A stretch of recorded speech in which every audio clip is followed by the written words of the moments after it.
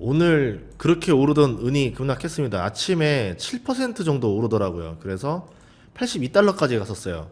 그래서 아, 은이 역시 지금 심리가 강하구나. 많이 오르나 보다 이랬는데 갑자기 오늘 3% 넘게 하락하는 걸로 지금 나오고 있습니다. 그러니까 82달러에서 74달러까지 내려왔는데 고점으로만 치자면 하루 만에 10% 이상 하락한 거죠.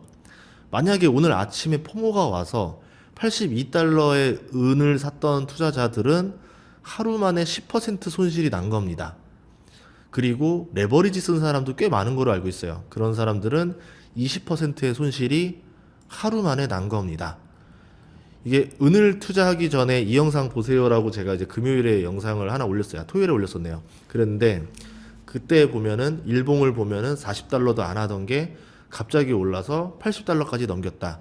그만큼 은이 오르는 여러 가지 이유들이 있었는데 제가 코로나 이전부터 실버바를 샀던 사람입니다. 그리고 은에 관한 영상도 2019년, 2020년, 2022년인가 3년에 하나 또 올리고 이번에도 올리고 은에 대해서 트래킹을 계속 하고 있었고 저도 기초 공부하고 있었어요. 그래서 은에 대해서 영상 7년 동안 올렸던 사람이니까 저도 은에 대해서 모르질 않아요. 어떤 내용들인지는 아는데 근데 그쪽에 포인트를 둘 게 아니라 지금 주가가 급등할 때 대중이 좀 우려해야 되는 것들도 있다라는 거에 좀 포커스를 맞추기 위해서 그렇게 영상을 좀 썼는데 많은 사람들이 그럴 때 이제 뭔가 좀 올라야 되고 이제 좀 뭔가 광기가 붙고 가속도가 붙을 때 우려하는 영상을 찍는 사람들에 대해서는 되게 욕을 합니다.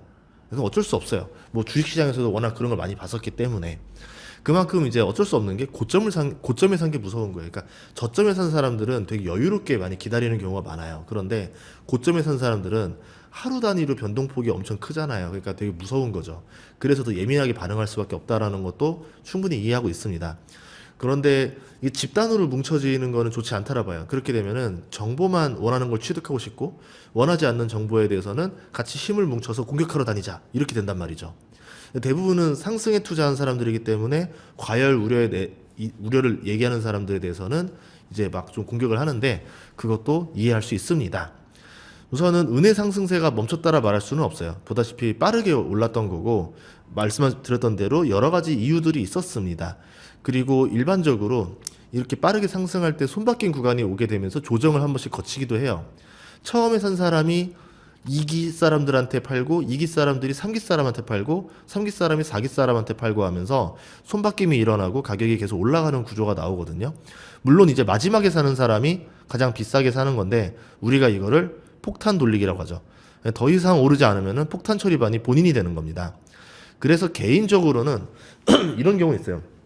빠르게 오르는 주식들 같은 데 보면은 아무 이유 없이 장대 음봉을 터뜨리는 날이 있는데 저는 보통 그날 매도합니다. 물론 그 터뜨리고 나서 랠리를 한번 더 갈 수도 있어요. 근데 그거는 저의 영역은 아닌 거고 그때 이제 이유 없이 그냥 장대 음봉 터뜨린 거는 수급상 나왔던 거기 때문에 그거는 저는 매도 신호로 보고 있어요. 그래서 이런 일들도 있다라는 거고 은에 대해서는 이렇게 얘기를 드리도록 하겠습니다.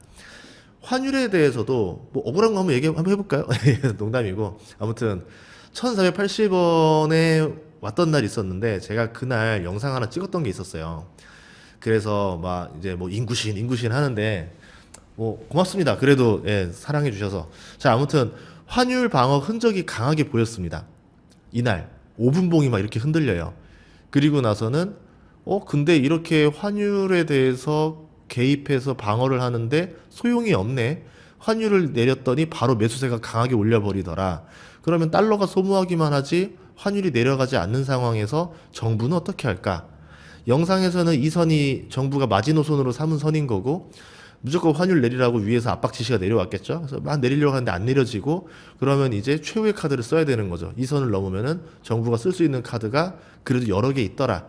그래서 그 카드들이 나올 우려가 있습니다라고 영상에서 말을 했었습니다. 그런데 사람들이 썸네일만 보고 댓글을 달아요. 영상 보고 댓글 달고 이제 뭐 반대 의견 얘기해 주시고 본인들의 논리적으로 말씀해 주시면 너무 고마워요. 왜냐면 제가 배우는 거니까. 근데 썸네일만 보고 그냥 말도 안 되는 댓글 달면은 그거는 좀 보고 달면 좀 어떨까라는 생각이 듭니다. 자, 그러고 나서 어떤 일이 벌어졌냐면 국민연금을 동원한 환해지와 해외자산 매각 물량이 나오면서 환율 상승 심리가 꺾여버립니다. 그 얘기는 뭐냐면 환율이 오르는 수요도 있지만 오르니까 또 사는 수요가 또 있다란 말이죠. 그 수요들이 꺾인다는 거예요. 그리고 해외 주식을 팔고 국내 주식을 사면은 양도세를 감면해 주겠다는 소식이 나옵니다. 그러면서 국내 증시가 산타랠리를 만나게 됐고 환율이 더 급락하게 됐죠. 이거는 외국인들이 이번 주 내내 순매수한 규모만 봐도 왜 환율이 내리는지 이유를 알 수가 있습니다. 그래서 이거는 뉴스만 봐도 생각해 볼 수 있는 추론인데, 이제 환율에다가 자신의 신념을 더하는 분들이 생겼었어요. 근데 돈을 가장 빨리 잃는 법이 돈에 신념을 부여하는 겁니다. 환율은 누구도 예상할 수가 없는 일이에요. 그러니까 환율이 오르고 내리는 거에 대해서는 예단할 수 있는 사람은 없어요. 그냥 변수들이 이런 것들이 있으니까 더 오를 확률이 높은 거 아니야? 떨어질 확률도 높은 거 아니야? 이것뿐인 거지 오른다 내린다 단정할 수 있는 사람은 없다. 그리고 보다시피 이 차트에서도 영원히 오를 것처럼 보이다가도 하루 만에 이렇게 급락을 하면서 확 꺾일 수도 있는 게 환율이다. 그래서 환율에 베팅하는 거는 굉장히 위험한 일이다. 이 얘기였던 거고, 그렇기 때문에 돈을 벌겠다는 생각만 하고 그 변수들에 맞춰서 우리는 움직이는 것만 해야 됩니다. 그런 생각을 해도 투자에서 성공할 확률이 그렇게 높진 않아요. 제가 맨날 농담처럼 말하지만 3할 타자 말하는 이유가 30% 확률도 쉬운 일이 아니라 생각해요. 홀짝이니까 5대5가 될 것 같잖아요. 막상 그렇지 않습니다. 30%여도 괜찮은 확률이에요. 투자 오래 하다 보면은 느끼시는 분도 있을 거예요. 운동선수들은요, 확률 1%만 올릴 수 있다면은 머리를 미는 사람들도 있습니다. 투자자들도 불필요한 것들은 버려야 돼요. 그런데 신념 때문에 본인의 투자를 반대로 베팅하면 안 될 거 아닙니까? 확률을 올리는 데만 집중해야죠. 예를 들어서 이런 뉴스가 나와서 환율이 떨어질 가능성이 있고 그런 이유 때문에 미국 증시는 더 오를 요소들이 크게 보이지 않지만 한국 증시는 오를 확률들이 더 높다. 그러면은 내년에 확률적으로 미국 증시보다는 한국 증시가 확률적으로도 유리한 게임일 것이다.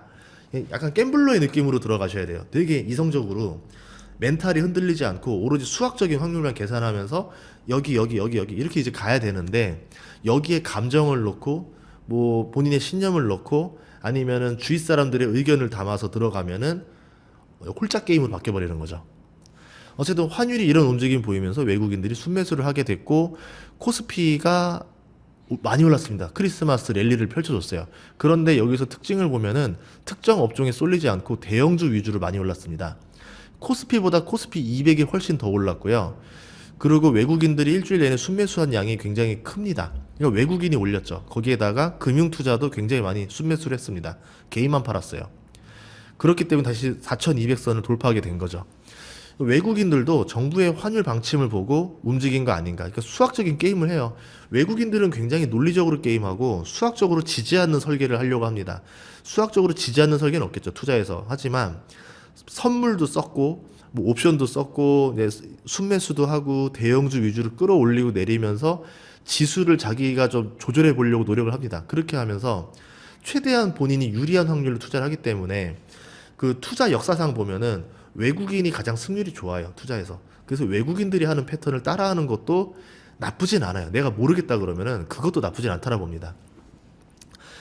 그래서 돈에 신념을 가지지 않고 사실만 보면은 이렇다라는 거를 세 가지 사실로 말씀드렸던 거고, 그 다음에 사실에 맞게 여러분들이 판단해서 움직이면 된다라 생각을 합니다. 참고로 미국 증시는 지금 크리스마스 시즌 내내 안 움직이고 있는데요. 기술주들이 좀 하락을 합니다. 특히 매출이 없는 기술주 위주로. 그래서 이거는 조금 걱정되는 대목이기도 하죠. 물론 또 이거는 내년에 또 지켜봐야 되는 것들이 있어서 뭐라고 단정할 수도 없는 거예요. 제가 이제 투자에서 판단하는 원리를 말씀드릴게요. 그러면 여러분들이 전 인구가 어떻게 투자하는지 알 거 아니에요. 그거를 알려드리자면은 펀더멘털 영역이랑 광기의 영역으로 나눕니다. 저는 딱 그렇게 나눠요. 그래서 베이스는 그래도 가치 투자자이기 때문에 펀더멘털 영역에서 해당 자산의 가치, 돈을 벌어들이는 현금 창출 능력, 담보 가치, 안전 마진까지 생각을 해서 적정 주가의 선을 그어버려요. 가치 투자자들은 보통 이 선에 도달하면은 적정 주가에 왔다면서 기업을 팔고 그 위로 넘어가면은 과열이라고 하면서 비난을 합니다. 그런데 주식은 또 그렇게 이성적이지 않아요. 적정 주가를 넘으면 이제 광기의 영역으로 가는데 2배 오를 주식이 10배 오르기도 하는 게 이 광기의 영역입니다. 그래서 이 주가의 고점을 논하는 거는 큰 의미가 없다.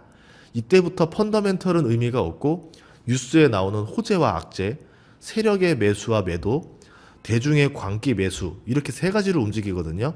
이때부터는 예측이 불가능해집니다. 언제 팔아야 되는지도 알 수가 없어요. 이때부터는 두 가지 선택을 해야 됩니다.